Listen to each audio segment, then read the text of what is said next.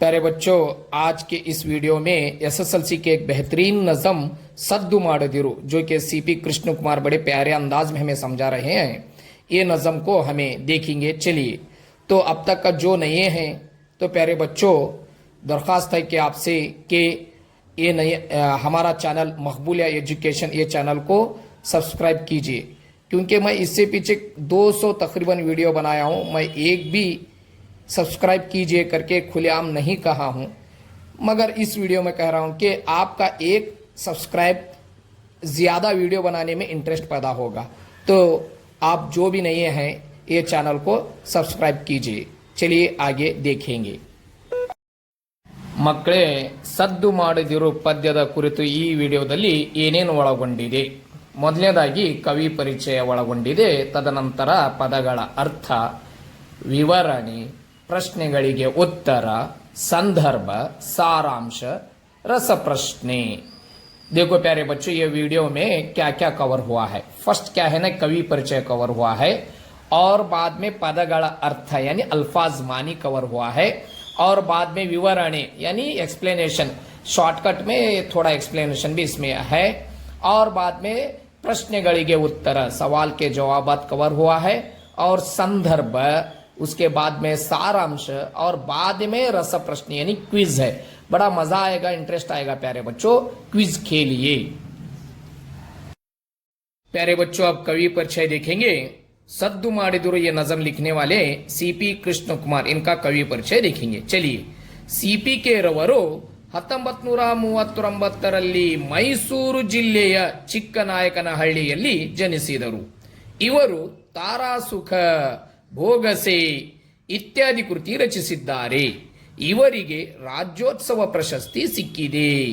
तो प्यारे बच्चे, एक बार देख लो, तो कौन सा भी कवि परिचय पूछे तो उसमें इससे पीछे के वीडियो में आपको मैं क्लियर किया था कि कृति और प्रशस्ति जो इम्पोर्टेंट है, एक या दो उतना ही मिसाल के तौर पर वीडियो में कवर करते हैं, और एग्जाम में भी सिर्फ इतना ही लिखो, क्योंकि आपको आसानी होने के लिए इंपॉर्टेंट जो है वो उतना ही कवर किया गया है। आप भी इतना ही लिखिए। नेक्स्ट देखेंगे। चलिए प्यारे बच्चों, सद्दु माडदिरो इसमें का पदಗಳ अर्थ बहुत सारे हैं। इसमें तुम्हारे टीचर्स के हेल्प के जरिए से इंपॉर्टेंट कौन से है उसे जरा पॉइंट आउट कीजिए, लिख के रखिए। तो मेरे हिसाब से मीडुकु, नडुगु ये जरा इंपॉर्टेंट है, और रेवु ये पिछले एग्जाम में एसएसएलसी के पूछा है। रेवु बंदरो यानी बंदरगाह। तिमीरु, तिमीर बोल के है, तिमीर इधर साइड है देखो, कत्तले यानी अंधेरा। और बाद में ध्वनि, धनी, तत्समत तद्भवा है, ये भी पूछते हैं एग्जाम में। मेरे लिए, मेरे ख्याल से इतने इंपॉर्टेंट है, बाकी के तुम्हारे टीचर्स से डिस्कस करके प्रैक्टिस कीजिए। हाँ प्यारे बच्चों, चलिए, सद्दु माडदिरु ये नज़म में जो है 2 स्टैंजा है, तो ये दोनों स्टैंजा का प्यारे बच्चों कुल मिला के 10 लाइन है। तो ये 10 लाइन भी शॉर्टकट में सिर्फ ये नज़म को 5 लाइन में कवर किया गया है। तो ये 5 लाइन को आप अच्छी तरीके से प्रैक्टिस कीजिए, क्योंकि ये कहाँ कहाँ काम आएंगे आपको। 1-2 मार्क्स का कोई भी सवाल पूछे तो यही जवाब लिखिए, और बाद में संदर्भ कोई भी पूछे इसके रिलेटेड, ये नज़म के रिलेटेड संदर्भ कौन सा भी पूछेंगे यही जवाब लिखिए, और सारांश पूछे तो भी यही जवाब लिखिए। वो कैसा, जरा ट्रिक कैसा है, मैं आगे सवालात के जवाबात में, संदर्भ में, सारांश बोलना सोगत मैं आपको बताऊंगा। चलिए अब वीडियो नज़म पूरा स्टार्ट करेंगे। ये 5 लाइन याद कीजिए, प्रैक्टिस कीजिए, बस काफी है आपको। ये पूरी नज़म इसमें कवर हुई है। चलिए देखेंगे। ये प्यारे बच्चों, अब बिना ताखीर करे ये नज़म को स्टार्ट करेंगे। चलिए, ये नज़म में सीपी के बड़े प्यारे अंदाज में चंद चीज़ों को ले रहे हैं। वो चीज़ों के ज़रिए से हमें मिसाल बता रहे हैं कि चंद चीज़ें ऐसे हैं कि शोर शराबा करते हुए अपने काम को अंजाम देने वाले, और चंद चीज़ें ऐसे हैं कि खामोशी के साथ अपने काम को अंजाम देने वाले। इन चीज़ों को लेकर हमारी ज़िंदगी में हमें कैसे रहना, खामोशी के साथ अपने काम को अंजाम देना, क्योंकि वो काम हमें करना ही है। तो क्यों दिखावा रियाकारी करें, खामोशी के साथ हमें किस तरीके से अंजाम देना, ये नज़म में है। चलिए फर्स्ट देखिए, दो तस्वीर आपको नजर आ रहे हैं। वो तस्वीर के जरिए से देखिए, यानी शोर शराबा करते, दिखावा करते, वो अपने काम को अंजाम देता है, मगर वो पूरे तरीके से उनके हाथ से वो काम नहीं हो पाता, फिर भी दिखावा करते हैं। वो दो चीजें आपको नजर आ रहे हैं, दो तस्वीर। फर्स्ट जो है, ನಾವು ಹಸಿ ಸೌದೆಯಂತೆ ಸಿಡಿ ಮದ್ದಿನಂತೆ गद्दल माड़दे, यानी नाउ हसी सौदेयंते, यानी हमें जो कच्ची लकड़ी के जैसा, सीढ़ी मद्दिनंते गद्दल, यानी ये दोनों चीजें शोर शराबा करने वाले। देखो हसी सौदे बोले तो कच्ची लकड़ी, जब खाना पकाना सोगा चूल्हे में कच्ची लकड़ी डाले तो क्या होता प्यारे बच्चों, धुआं आता, चिंगारी आती और शोर शराबा होता, मगर आग कुछ भी नहीं लगती, वहां सिर्फ दिखावा हो रहा है, काम कुछ भी नहीं है। तो ऐसा, और सीढ़ी मद्दिनंते जो बाजू में एक तस्वीर नजर आ रही, यानी पटाखे जो हैं, बारूद जो हैं, वो शोर शराबा करती है। ये दोनों चीजों के जैसा गद्दल माड़ दे, यानी शोर शराबा ना करते हुए आगे जो तस्वीर नजर आ रही, देखो हमें जिंदगी कैसी बिताना, कर्पूर करगुवंते। कर्पूर बोले तो कापूर जो पिघलता, देखो यानी पूजा की थाली में जो कापूर रखा जाता, पूजा के थाली में उसे आग लगा जाता, वो रोशनी भी देती, धुआं भी देती, और उसी तरीके से खामोशी के साथ पिघलती, वो अपने काम को अंजाम खामोशी के साथ देती। ऐसा कर्पूर करगुवंते दीपद यदुरिगे कत्तलु सरीवंते, यानी चिराग के सामने अंधेरा चले जाता, यानी अंधेरा तुम्हें जाते हुए क्या भी बोल को जाता प्यारे बच्चों, तुम्हें रात में बैठे पढ़ते हुए बैठे हैं, करंट चले गया तो अंधेरा था, फिर रोशनी आ गई, तो रोशनी आने के बाद अंधेरा तुम्हें टाटा बाय बाय जाके आता हूं फिर मिलेंगे बोल के जाता क्या नहीं, बल्कि खामोशी के साथ वो चले जाता, यानी अपने काम को खामोशी के साथ अंजाम दे रहा। तो हमें यह इस तरीके से, और इब्बनी मायवागुवंते, इब्बनी बोले तो शबनम, शबनम जो है सूरज आने से चली जाती है, तो वो भी तुमने बोल के जाती है क्या, या शोर शराबा करते हुए जाती है, नहीं, बल्कि खामोशी के साथ पलक झपकते चले जाती है। तो ये उनका काम खामोशी के साथ अंजाम दे रहे हैं। इसी तरीके से हमें भी, हमें जो सौंपा गया काम खामोशी के साथ ಶಾಂತಿಯಿಂದ ನಮ್ಮ ಕೆಲಸ ಮಾಡಬೇಕು, सुकून के साथ, खामोशी के साथ अपने काम को हमें अंजाम देना है, क्योंकि ಕೂಗಾಡಿ ಹಾರಾಡಿ ಫಲವಿಲ್ಲ, दिखावा रियाकारी शोर शराबा करने से हमें कुछ भी फायदा नहीं है। जैसा कि जो आधा घड़ा मिसाल लेता ना, आधा घड़ा बहुत शोर शराबा, वैसा क्या है ना, वो दिखावा है, वहां पानी ज्यादा नहीं है मगर दिखावा, शोर शराबा हिलता डुलता है, वैसा हमें नहीं करना। यानी बस ये नज़म में इतना ही है कि हमें हमारे काम को जो सौंपा जाता, वो काम को दिखावा रियाकारी ना करते हुए खामोशी के साथ करना है।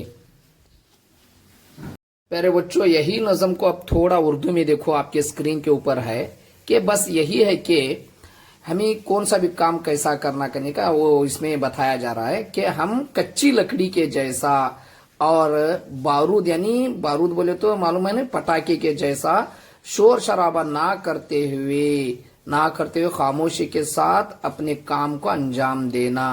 जैसा क्या है ना, जैसा कि जो कि क्या हो, कापूर के जैसा, कापूर खामोशी के साथ पिघले जैसा, और चिराग के सामने अंधेरा खामोशी के साथ चले जैसा, गए जैसा और दूर हुए जैसा।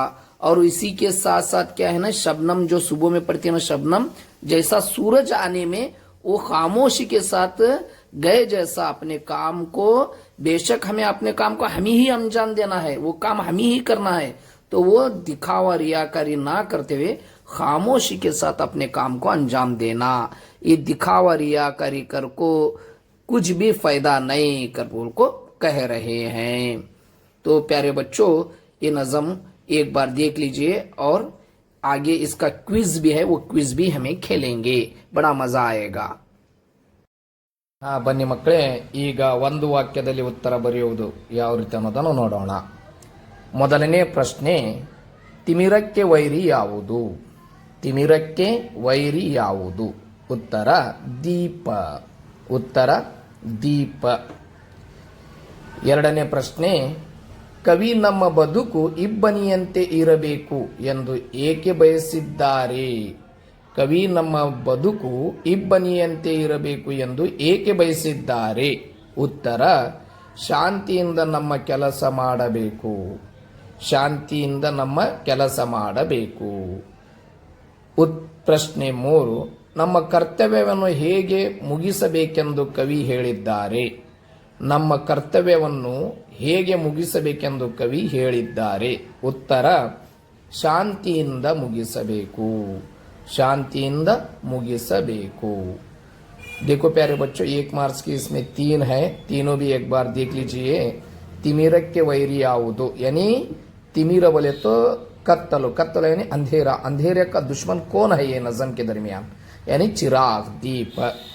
और ನಮ್ಮ ಬದುಕು इब्बनियंते इरबेकु ಎಂದು ಏಕೆ ಬಯಸಿದ್ದಾರೆ? यानी हमारी जिंदगी एक कापूर जो पिघलने वाला जो कापूर के जैसा क्यों रहना चाहिए बोल के बोल रहे हैं. क्योंकि वो ये नज़म के दरमियान देखे तो शांतिಯಿಂದ ನಮ್ಮ ಕೆಲಸ ಮಾಡಬೇಕು. यानी हमारी जिंदगी भी हमें सुकून के साथ, शांति के साथ बिताना है. जैसा वो खामोशी के साथ वो पिघलता है, ऐसा हमारी जिंदगी भी रहना है. इसके लिए वो मिसाल दिस है. और तीसरा, ನಮ್ಮ ಕರ್ತವ್ಯವನ್ನು ಹೇಗೆ ಮುಗಿಸಬೇಕೆಂದು ಕವಿ ಹೇಳಿದ್ದಾರೆ? यानी हमारा काम किस तरीके से हमें अंजाम देना या निपटाना बोल को कवि बोले हैं. उत्तर, शांतिಯಿಂದ ಮುಗಿಸಬೇಕು. चलिए अब 2 मार्क्स के देखेंगे. प्यारे बच्चों, 2-3 वाक्यದಲ್ಲಿ उत्तर बरेरी. 2-3 जुमलों में जवाब कैसा लिखना? ये 3 सवाल है. ये 3 सवालों का जवाब सिर्फ एक ही लिखना है. वो कैसा लिखना? फर्स्ट सवाल देखो, सद्दु ಮಾಡದೆ ಬಾಳಬೇಕೆಂದು कवि ನೀಡಿದ ಹೋಲಿಕೆಗಳಾವವು. यानी शोर शराबा ना करते हुए जिंदगी बिताने के लिए कवि किन किन चीजों की मिसाल ली है? दूसरा सवाल, ಕೂಗಾಟದ ಬದುಕು ನಿಷ್ಪ್ರಯೋಜಕ ಎಂದು कवि ನೀಡಿದ ನಿದರ್ಶನಗಳಾವವು. यानी ಕೂಗಾಟ यानी शोर शराबा करना बेकार है बोल के कवि किन किन चीजों के जरिए से हमें मिसाल लेकर समझाया है. तीसरा सवाल, मानवನ ಬದುಕು कर्पूरದಂತೆ ಇರಬೇಕು ಏಕೆ? यानी इंसान की जिंदगी कापूर के जैसा होना क्यों बोल को कवि बोला. इन तीनों सवाल को अलग अलग जवाब लिखने से बेहतर तीनों सवालों का जवाब सिर्फ एक ही है. याद करो वो कौन सा? एक्सप्लेनेशन में जो 5 लाइन थे वही लिख डाले तो तीनों का जवाब एक ही होगा. ये 3 सवाल कौन सा भी पूछेंगे एग्जाम में, सिर्फ यही जवाब लिखिए. तो प्यारे बच्चों, ये नज़म में 2 मार्क्स के कुल 3 हैं. तो ये तीनों का जवाब कौन सा भी पूछेंगे, ये तीनों का जवाब यही लिखिए. बेशक तुम्हें एग्जाम में मार्क्स मिलेंगे, नो डाउट. चलो याद करो कि मैं स्टार्टिंग के वो 5 लाइन शॉर्टकट में कहा था कि ये 5 लाइन याद कीजिए और उसे प्रैक्टिस कीजिए बोला था. तो अब ये 2 मार्क्स के 3 सवालात के जवाबात लिखने में सिर्फ यही लिखिए. और आगे आने वाले संदर्भ भी कितने हैं? 2 है, तो उसे भी यही जवाब लिखिए. और सारांश में भी 2 ये आता है, वो दोनों को मिला के यही जवाब लिखना. वो कैसा कैसा आगे बोलूंगा, मगर 2 मार्क्स के लिए सिर्फ इतना लिखिए. कैसा कि ನಾವು ಹಸಿ ಸೌದೆಯಂತೆ ಸಿಡಿ ಮದ್ದಿನಂತೆ ಗದ್ದಲ ಮಾಡದೆ ಕರ್ಪೂರ ಕರಗುವಂತೆ ದೀಪದ ಎದುರಿಗೆ ಕತ್ತಲು ಸರಿಯುವಂತೆ ಇಬ್ಬನಿ ಮಾಯವಾಗುವಂತೆ ಶಾಂತಿಯಿಂದ ನಮ್ಮ ಕೆಲಸ ಮಾಡಬೇಕು. ಕೂಗಾಡಿ ಹಾರಾಡಿ ಫಲವಿಲ್ಲ. ನೋಡಿ ಮಕ್ಕಳೇ, 2 ಅಂಕದ ಪ್ರಶ್ನೆಗಳು 3 ಇವೆ. ಆ 3 ಪ್ರಶ್ನೆಗಳಿಗೆ ಇದೇ ಒಂದೇ ಉತ್ತರ ಬರೆದ್ರೆ ನಡೆಯುತ್ತೆ. ಓಕೆ, ಮುಂದೆ ಸಂದರ್ಭ ನೋಡೋಣ.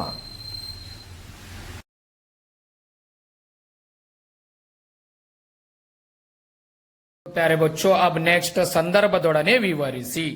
तो संदर्भದೊಡನೆ ವಿವರಿಸಿ प्यारे बच्चों, इसमें 2 है. सवाल फर्स्ट देखेंगे, ಶಾಂತಿಯಲ್ಲಿ ಬದುಕಿನಿ ಕರ್ತವ್ಯವನ್ನು ಮುಗಿಸು. ಶಾಂತಿಯಲ್ಲಿ ಬದುಕಿನಿ ಕರ್ತವ್ಯವನ್ನು ಮುಗಿಸು. ಸೆಕೆಂಡ್ ಒನ್, ಸಿಡುಕು ಮಿಡುಕನ್ನು ತೊರೆದು ಮೌನಿಯಾಗು. ಸಿಡುಕು ಮಿಡುಕನ್ನು ತೊರೆದು मौनियागु. ये 2 संदर्भ है. तो ये दोनों संदर्भ एग्जाम में कौन सा भी पूछेंगे, मगर दोनों का जवाब एक ही लिखना है. वो कैसा लिखना आपको पता है कि ये बोलना सुखत, एक्सप्लेनेशन करना सुखत, जो 5 लाइन बताए थे उसका जब वही रिपीट यहां लिखना है, मगर थोड़ा तरीका अलग है। वो कैसा है, ये दोनों संदर्भ का, दोनों सवालों का जवाब सिर्फ एक ही कैसा लिखना वो देखेंगे। चलिए प्यारे बच्चों, संदर्भ किस तरीके से लिखना है देखिए ये ट्रिक। फर्स्ट क्या करो, ये नज़म में कितने भी संदर्भ है वो पूरे को मिला एक ही जवाब, यही जवाब लिखिए। तो देखिए, पद्य सद्दु माडदिरु, पद्य सद्दु माडदिरु, कर्तृ सीपीके, कर्तृ सीपीके, और नीचे यारु यारिगे, ಯಾರು ಯಾರಿಗೆ ಈ वाक्य कवि ನಮ್ಮ ಕೆಲಸದ ಕುರಿತು ಹೇಳಿದ್ದಾರೆ। यानी ये जुमला जो संदर्भ जो पूछ रहे हैं वो हमारे काम के बारे में कवि इस नज़म में इजहार करे हैं। तो संदर्भ नीचे देखो, ये संदर्भ कैसा लिखना। तो देखो, मैं स्टार्टिंग वीडियो में आपको कहा था कि ये 5 लाइन इसे प्रैक्टिस कीजिए, संदर्भ में, सारांश में, हर एक में आएंगे बोल के। तो अब वही कॉपी करके इधर पेस्ट किया गया है, वही 4 लाइन को 5 लाइन को यही चिपकाया गया है। तो देखिए, ನಾವು ಹಸಿ ಸೌದೆಯಂತೆ ಸಿಡಿ ಮದ್ದಿನಂತೆ ಗದ್ದಲ ಮಾಡದೆ ಕರ್ಪೂರ ಕರಗುವಂತೆ ದೀಪದ ಎದುರಿಗೆ ಕತ್ತಲು ಸರಿಯುವಂತೆ ಇಬ್ಬನಿ ಮಾಯವಾಗುವಂತೆ ಶಾಂತಿಯಿಂದ ನಮ್ಮ ಕೆಲಸ ಮಾಡಬೇಕು, ಕೂಗಾಡಿ ಹಾರಾಡಿ ಫಲವಿಲ್ಲ। तो देखो प्यारे बच्चों, वो 5 लाइन पूरी नज़म के निचोड़ है, और वही 5 लाइन 2 मार्क्स के कोई भी सवाल पूछे तो वही लिखना है, और संदर्भ कौन सा भी पूछेंगे ये नज़म के रिलेटेड यही 5 लाइन लिखना है। तो बस इतना करना है आपको। स्टार्टिंग पद्य सद्दु ಮಾಡಿದರು ಕರ್ತೃ ಸಿಪಿಕೆ ಯಾರು ಯಾರಿಗೆ ಈ वाक्य कवि ನಮ್ಮ ಕೆಲಸದ ಕುರಿತು ಹೇಳಿದ್ದಾರೆ यत्ता लिख को हर एक संदर्भ में, यानी ये नज़म के हर एक संदर्भ में यत्ता लिख के, तो ये 5 लाइन नीचे दिए गए हर एक को यही लिखना है। यानी कोई भी संदर्भ पूछे ये हूबहू आपके स्क्रीन के सामने आ रहा है वही लिखना है। चलिए प्यारे बच्चों, ये नज़म का सारांश कैसा लिखना अब देखेंगे। चलिए, तो प्यारे बच्चों, ये नज़म का सारांश जो है प्यारे बच्चों 2 स्टैंजा है। इसमें 2 स्टैंजा में कौन सा भी एक स्टैंजा देखो तुम ना, उसका सारांश लिखो बोलते हैं। तो 2 स्टैंजा को, दोनों स्टैंजा को तुम्हें याद रख लेने की जरूरत नहीं, बल्कि दोनों स्टैंजा की पहली लाइन होता ही याद रख लो। पहली लाइन में ना को पहला हुरुफ, यानी फर्स्ट का जो स्टैंजा है वो त से शुरू हो रहा, सेकंड का जो है ह से शुरू हो रहा। तट्टेली कर्पूर बोल को फर्स्ट इसमें, सेकंड इसमें जो है हसी सौदे, तो ह याद रख ले। कोई एग्जाम में अगर दिया गया क्वेश्चन में त से शुरू हो रहा, समझना कि ये सद्दु माडदिरु का सारांश है। ह से शुरू हो रहा तो समझना कि ये सद्दु माडदिरु नज़म में का सारांश लिखना बोल के। तो अब सारांश पूछे तो कैसा लिखना देखो तुम्हारे सामने है। ಈ ಪದ್ಯದ ಸಾಲುಗಳನ್ನು ಸಿಪಿಕೆ ರವರು ಬರೆದ ಸದ್ದು ಮಾಡಿದಿರು ಪದ್ಯದಿಂದ ಆರಿಸಲಾಗಿದೆ। ಈ ಪದ್ಯದ ಸಾಲುಗಳನ್ನು ಸಿಪಿಕೆ रವರು ಬರೆದ सद्दु ಮಾಡದಿರು पद्यದಿಂದ ಆರಿಸಲಾಗಿದೆ। याद करो प्यारे बच्चों, जो स्टार्टिंग में कहा था कि ये 5 लाइन नज़म के एक्सप्लेनेशन में याद रखे तो हर जगह आएगा, तो यहाँ वही आया है। संदर्भ में वो 5 लाइन, 2 मार्क्स के इसमें भी वही 5 लाइन, अब सारांश में भी वही है। देखो, ನಾವು ಹಸಿ ಸೌದೆಯಂತೆ ಸಿಡಿ ಮದ್ದಿನಂತೆ ಗದ್ದಲ ಮಾಡದೆ ಕರ್ಪೂರ ಕರಗುವಂತೆ ದೀಪದ ಎದುರಿಗೆ ಕತ್ತಲು ಸರಿಯುವಂತೆ ಇಬ್ಬನಿ ಮಾಯವಾಗುವಂತೆ ಶಾಂತಿಯಿಂದ ನಮ್ಮ ಕೆಲಸ ಮಾಡಬೇಕು, ಕೂಗಾಡಿ ಹಾರಾಡಿ फलविल्ला। तो ये सारांश इस तरीके से लिखना है प्यारे बच्चों, एक बार देख लो क्लीन से।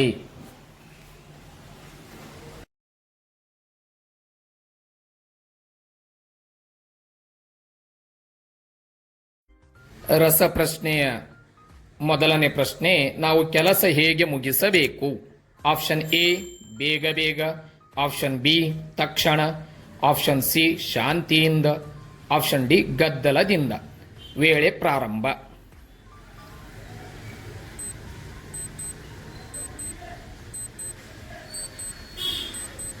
यस प्यारे बच्चों, ऑप्शन सी शांतिಯಿಂದ राइट आंसर। नेक्स्ट क्वेश्चन देखेंगे। तिमिरक्के वैरी, ತಿಮಿರಕ್ಕೆ ವೈರಿ.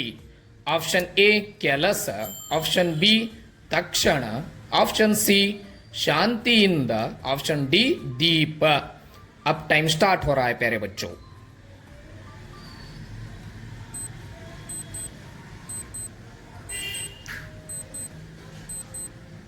जी हां प्यारे बच्चों, ऑप्शन डी दीप राइट आंसर. अब नेक्स्ट क्वेश्चन देखेंगे. तिमिर पदದ अर्थ. तिमिर पदದ अर्थ. ऑप्शन ए ಕತ್ತಲು, ऑप्शन बी दीप, ऑप्शन सी ಶಾಂತಿಯಿಂದ, ऑप्शन डी दीप. Time start.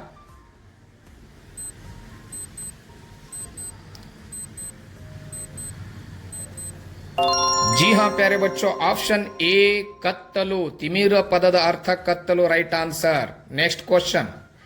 ರೇವು ಪದದ ಅರ್ಥ. ರೇವು ಪದದ ಅರ್ಥ. ಎ ಕತ್ತಲು, ಬಿ ಬಂದರು, ಸಿ ರವೆ, ಡಿ ದೀಪ. ವೇಳೆ ಪ್ರಾರಂಭ. Time start.